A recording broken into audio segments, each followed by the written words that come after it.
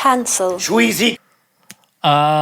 Spider-Man Across the Spider-Verse. I watched that. There's gonna be a no spoilers thing, so some people can be happy. Some people, and by the time this, like, even the highlight comes out, it's gonna be like forever, like a week or whatever. I did bootleg the movie. I just wanted to say that. I strongly encourage that. And I say that because I want Marvel to get the rights back to Spider-Man. I'm just saying I think they should have the rights back. However, if it wasn't for that, we wouldn't have had this movie. And this movie, I gotta say, is really good. It's a really good movie. And I don't want to pay to see it because I think the rights should go back to Marvel. But we're in a messy situation here. And in a messy situation, you can't always be cleaning. Sometimes you can't be the one to clean the mess. Sometimes you just got to take it. So we have, Into the Spider-Verse. And how the hell, what's going on at Sony like the Marvel Sony movies, where they make the worst Marvel movie ever, Morbius. They made that. And then the next thing they make is just a masterpiece. Like it was a masterpiece of a film. Visually, it's just it's a very stunning movie. And so especially if there's any substances in you, it's going to be a real trip. It's going to be a real trip, my friend. It's going to be a real fucking trip. And, Sony, you need to figure out your fucking quality control in these Spider-Man movies. We can't just have, it was like, No Way Home. Okay. Spectacular. Morbius. Dog shit. And then we have, Across the Spider-Verse. Stunning. Like, you can't be doing that. It's too much emotions. It's too much playing with too many people's emotions and stuff like that. And if you don't know, I want to tell you, here's the bio for Across the Spider-Verse.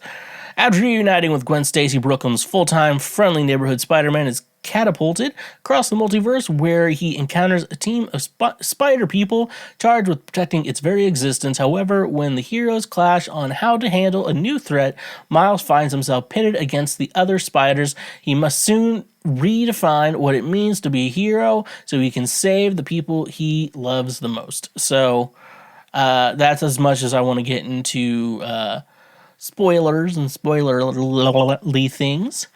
And yeah, but some things I can tell you before going into it. I would say the Spy is an interesting villain. The Spy is kind of like a villain of the week, but they even joked about that, like this is just a villain of the week thing, and didn't realize how good the Spy would be integral into like the plot and stuff like that. I thought it was gonna be like the Spy, like at the beginning of it. I thought it was gonna be like, you sometimes movies want to start with action, so sometimes you do like a smaller type villain and you just like have a little action at the beginning to like hook people in, and then they sit through the rest of the movie while a new conflict starts and stuff like that. And so yeah, that's how you get villains like, oh, you're gonna fight the Rhino real quick, and then we're gonna fight everything else. That's how the Rhino, kind of villain the Rhino is. So yeah, the Spot, it's like that, and no, integral to the plot. And Miguel O'Hara, I think you could probably figure out from the trailers, is kind of an antagonist character. Bad guy? I'll let you decide. Antagonist character? Yes. I hope you understand the difference, because I don't think I would be able to explain it to you. But Miguel O'Hara, like, that's a Spider-Man that's like been needed, and like there's needed to be like visual, TV movies, cartoons, or whatever type content on that specific Spider-Man, because Miguel O'Hara is like a very interesting type.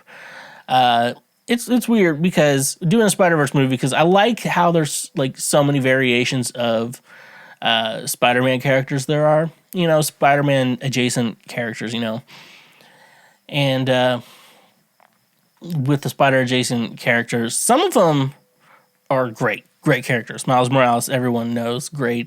Spider-Gwen's great. Spider-Woman, they made her better in the movie, but Jessica Drew, Spider-Woman initially, always felt to me like a really boring Spider-Woman, and always just kind of felt like we have Spider-Man, let's make just the woman version of that. That's what sometimes that feels what it feels like to me, and I'm like, I hate it when it's not like interesting. So like, yeah, Spider-Woman's not interesting. Like Spider-Ham's like funny for like 10 seconds, and then you're like, all right, I'm done with that, And they played him right in the Into the Spider-Verse. And they played Miguel O'Hara really well. It was like Ben O'Reilly, just a joke, and they had like Andy Samberg play him. It was like perfect. It's like just a perfect representation of Ben Reilly's like moody and like a joke, just like emo. Funny Spider-Man stuff that I don't want to spoil in the movie for you, but the movie ends on a cliffhanger, I think.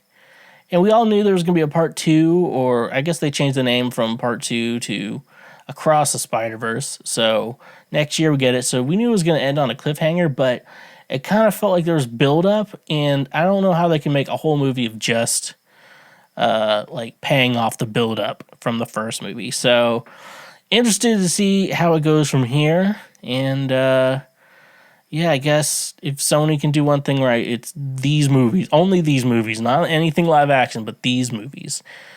And and it's a weird, and we all question here is like, is it part of the MCU, even though it's a Sony film, Question mark, because it's the multiverse now.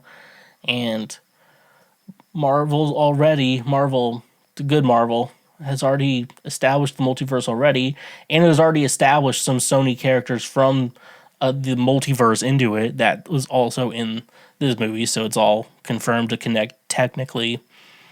But everything's all different language and stuff like that. Then he questions like, why hasn't Kang conquered any of these spider universes? Question mark.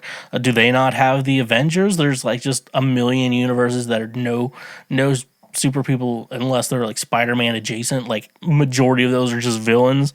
There's like Black Cat whose superpowers are just like she's hot and like she jumps around and shit. So anyways though, hope that's no spoilers were spoiled for you. Forever and amen. Thank you for watching this clip.